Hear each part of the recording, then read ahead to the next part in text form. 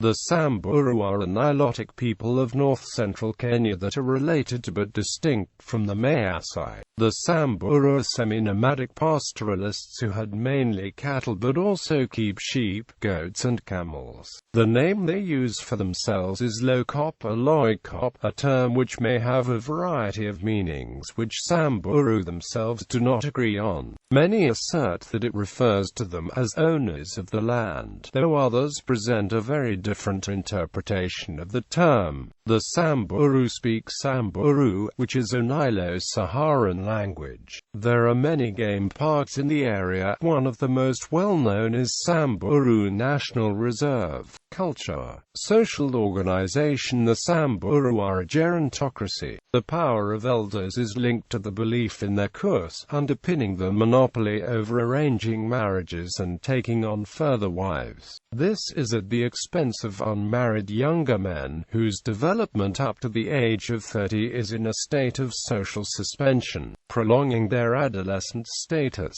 The paradox of Samburu gerontocracy is that popular attention focuses on the glamour and deviant activities of these footloose bachelors, which extend to a form of gang feuding between clans, widespread suspicions of covert adultery with the wives of older men, and theft of the stock. Clothing. Men wear a cloth which is often pink or black and is wrapped around the waist in a manner similar to a Scottish kilt. They adorn themselves with necklaces, bracelets and anklets, like the Maasai. Members of the Moran age grade typically wear their hair in long braids, which they shave off when they become elders. It may be colored using red ochre.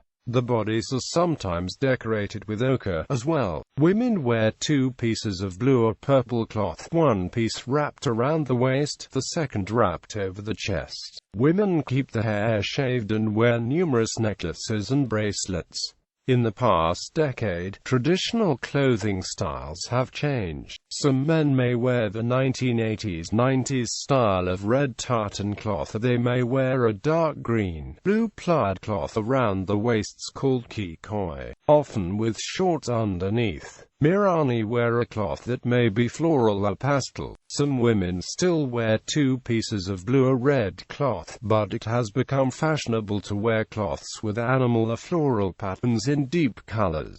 Women may also often wear small tank tops with the cloths, and plaid skirts have also become common. Food and society. Traditionally, Samburu relied almost solely on the herds, although trade with the neighbors in use of wild foods were also important. Before the colonial period, cow, goat, and sheep milk was the daily staple. Oral and documentary evidence suggests that small stock were significant to the diet and economy, at least from the 18th century forward. In the 21st century, cattle and small stock continue to be essential to the Samburu economy and social system. Milk is still a valued part of Samburu contemporary diet when available, and may be drunk either fresh or fermented. Ripened milk is often considered superior. Meat from cattle is eaten mainly on ceremonial occasions, or when a cow happens to die. Meat from small stock is eaten more commonly, though still not on a regular basis.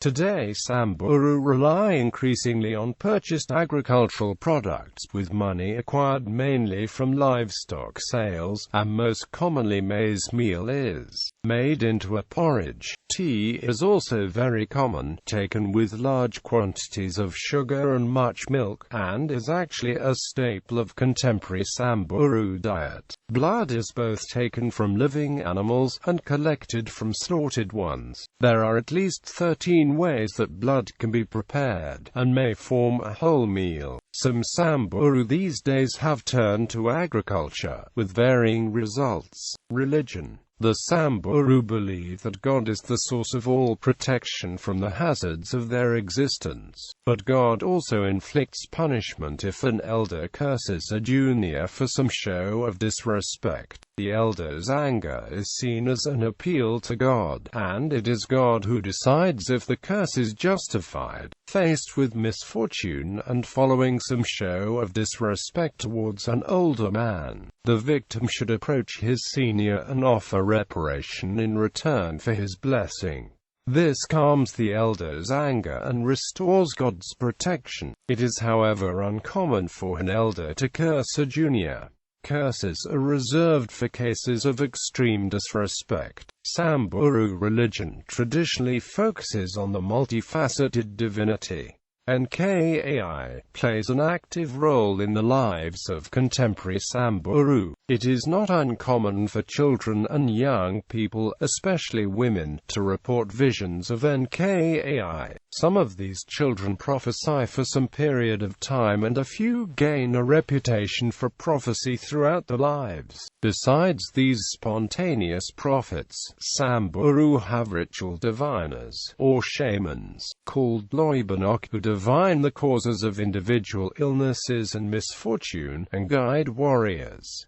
In Western popular culture, Samburu have been widely portrayed in popular culture, ranging from Hollywood movies, major television commercials, and mainstream journalism. Such portrayals make good use of Samburu's colorful cultural traditions, but sometimes at the expense of accuracy. One of the earlier film appearances by Samburu was in the 1953 John Ford classic Magambo, in which they served as background for stars such as Clark Gable, Grace Kelly and Ava Gardner. In the 1990s, 300 Samburu traveled to South Africa to play opposite Kevin Bacon in the basketball comedy The Air Up There, in which Samburu are portrayed as a group called the Winabi, whose prince is a potential hoop star who would propel Bacon to a college head coaching job. Samburu extras were used to portray members of the closely related, but better known, Maasai ethnic group, as in the film The Ghost and the Darkness, starring Michael Douglas and Val Kilmer. The 2005 film The White Maasai, about a Swiss woman falling in love with a Samburu man, similarly conflates the two ethnic groups, mainly because the authors and directors believed that no one would have heard of Samburu. Dancing Samburu were included in a MasterCard commercial. Samburu runners were famously portrayed in a late 1980s Nike commercial, in which a Samburu man's words were translated into English as the Nike slogan, "Just do it." Quote. This was corrected by anthropologist Lee Kronk, who, seeing the commercial, alerted Nike and the media that the Samburu man was saying, "I don't want these.